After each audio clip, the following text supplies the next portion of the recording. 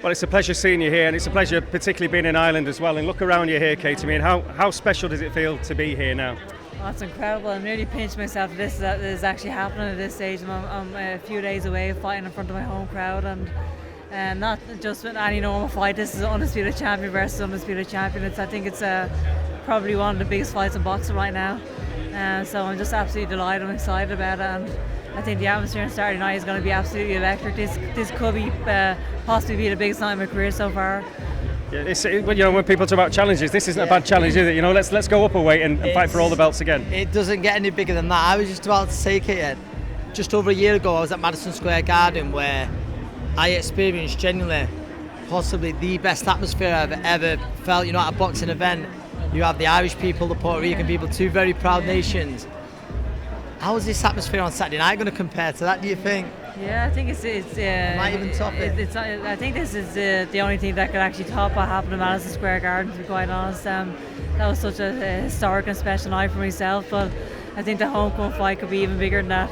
And I have a chance, obviously, to become a two-weight undisputed champion as well. It's a huge fight, it's a huge challenge, and I'm just so excited about it. Yeah.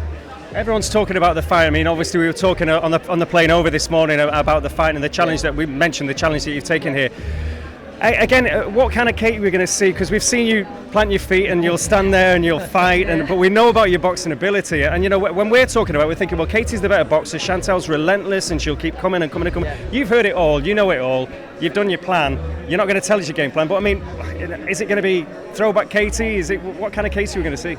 I guess we'll see on Saturday night, but we're obviously prepared for whatever comes our way. But sometimes it just ends up in a fight. It's not that I'm planning to stand there and trade, but I mean, we'll see what happens, I guess, on Saturday night. But I do believe that I'm prepared for whatever comes our way. I've been in the bigger fights before. I've been involved with big night occasions before, so I do definitely believe that I'm the more experienced fighter. Katie, I mentioned Madison Square Garden, and obviously the opponent that night was Amanda Serrano.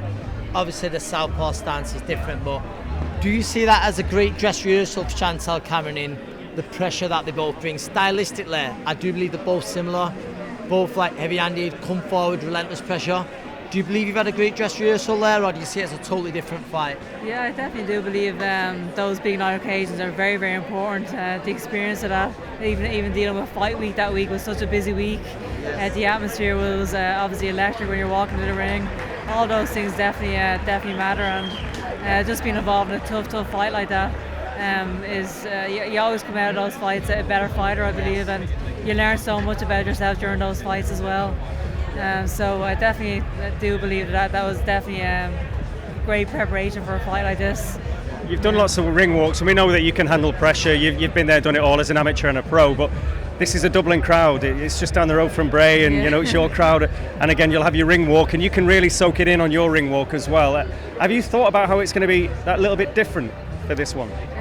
I don't think too much about those details, to be quite honest. I think the most important thing is to win the fight on Saturday night, and all of what's going on during fight week. It's always such a busy week, but loads of obligations. But I just take it in my stride, those kind of things. My main focus is to actually win the fight, and that's all that matters at the end of the day. Katie, speaking to Brian, and this was a while back, he says there's so many more things you still want to achieve in this great sport.